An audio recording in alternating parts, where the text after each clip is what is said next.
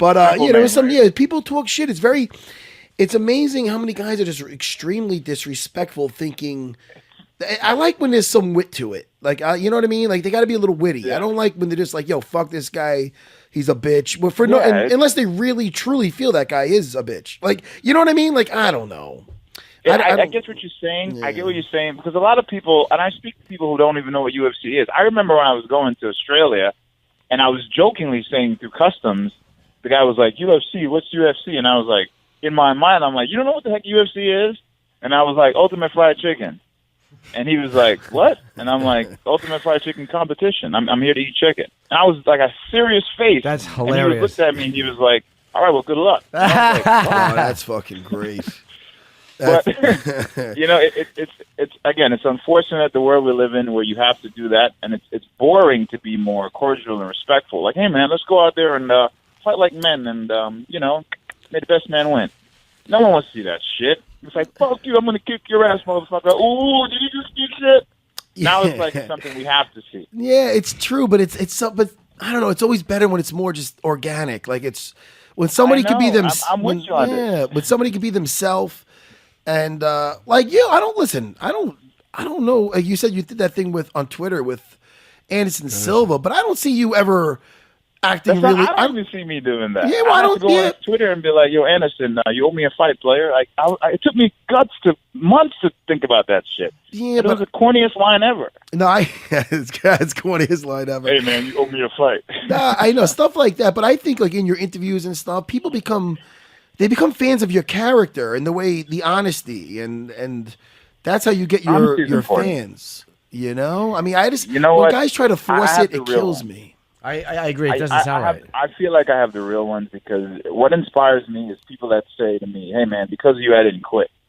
You know? Yeah. I meet kids. I went on a hike the other day. I was in the middle of the woods of nowhere, and this kid came out of nowhere.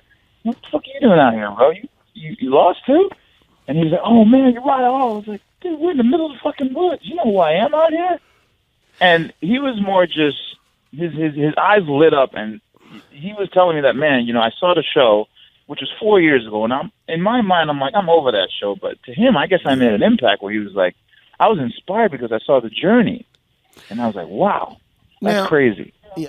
Now, a lot of fights, obviously, I've seen pretty much all your fights, but one that sticks out to me, and tell me how you feel about this one, is your fight with Chris Lieben. And I feel that fight is what really, I think that fight I'm like, all right, like I think he turned a corner with how comfortable he feels in there. Did everything just click for you in that fight, your fight with Chris Lieben, or could you tell me about that fight?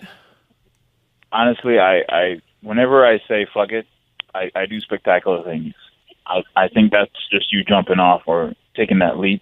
You just got to say fuck it. You stop caring about, people's thoughts, what they think of you, everything in general. When you say fuck it, you just go out there and be the best version of yourself. And in that time, I was the best version of myself because I just said fuck it. Whatever happens, happens. That got me a title, so fuck it. But but that was a great fight, though, man. I know Uriah, everybody say you're going to get your ass, this and that. You just say, fuck it, man. At the end of the day, it's a fist fight. You got 4-ounce gloves. The right attitude and a good right hand, you can make shit happen. Hey, at the UFC Performance Institute, have you seen Conor training? Because he trains there. No, but I tell you what, though, he pulled up in his fucking green leprechaun fucking car at the front, and I always had a bitch fit.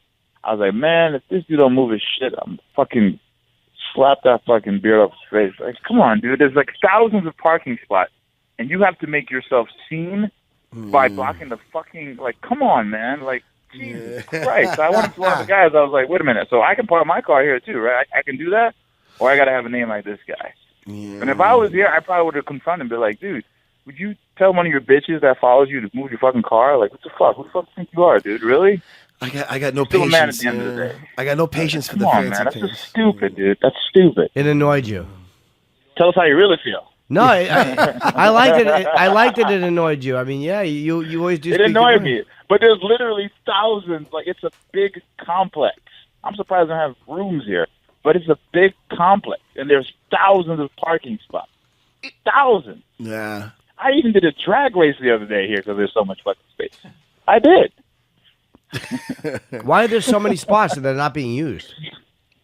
Because it's just a big corporate place, and I guess they bring in big people to like look at the facility and investors or whatever. I see people in suits constantly walking in and out. There's a lot of spots. Oh wait, they big. is that their main headquarters now? They've moved. Oh, I didn't know that. Yeah, it's their main headquarters, and the gym is connected. When did they move?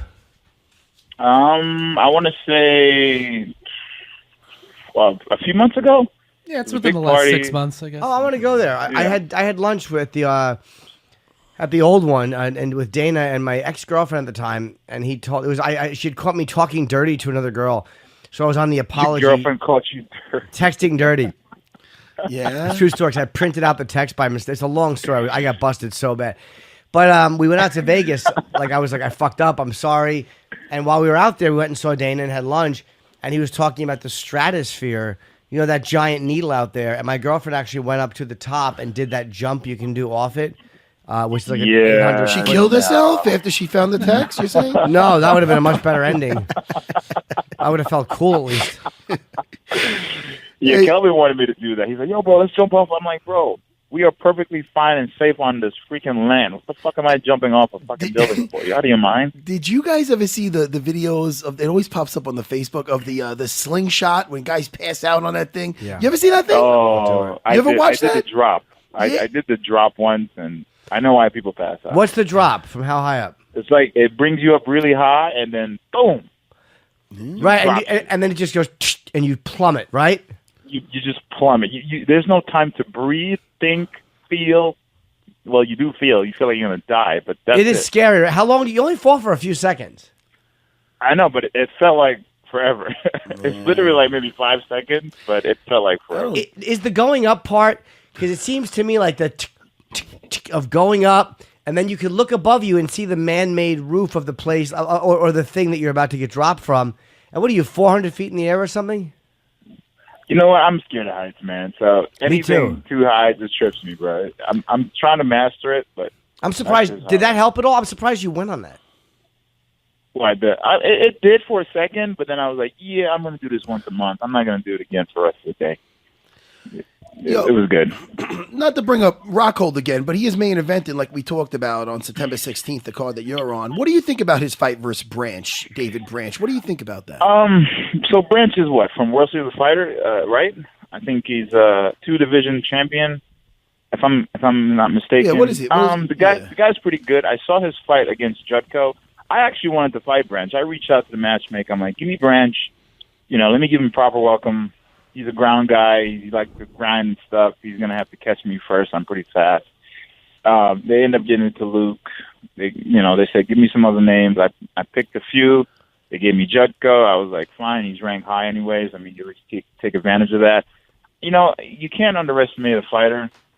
And I think Luke probably is trying to do that, maybe. I think he did it with Bisping again, and he got his ass knocked out. But, you can. And Branch is one of those scrappy guys. You just like, how did he beat me? Luke again, not to take anything from Luke. Luke he has really good kicks.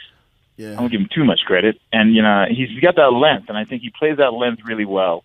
So it's a good matchup to see who's going to close the distance or who's going to take it away. And if they does, I think Luke has a good ground game to just capitalize on that. But Branch is a suspect too, where you just don't know what's going to happen. Did you see David Branch's Instagram when he talking some shit or no? No, what did he say? Oh, man, I can't. There's no way I'm going to do it credit because I'll sound like just a white guy that's trying to be like fucking, But he was going. He was definitely. He was there. Is there any way we could bring that up or anything and play that? Could you play that when he's in the barber's chair? Because it's great, man. He was. But it's funny because I know the guy. I know David Branch. He's a very soft-spoken guy, but he definitely was. He's from New York. He channeled some inner demons for that one. It was great. I can't do it justice. I'm waiting for Chris, the producer, to get this shit.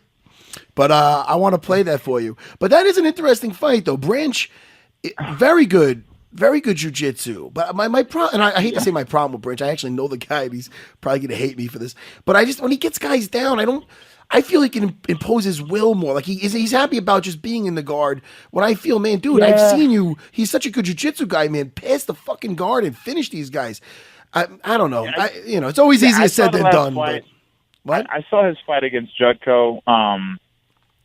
You know what? Listen, a fight is a fight. I don't want to take anything away from any fighter because everyone has different styles. As Bruce Lee said, there is no style, but their way of doing things, and that's his way of doing it.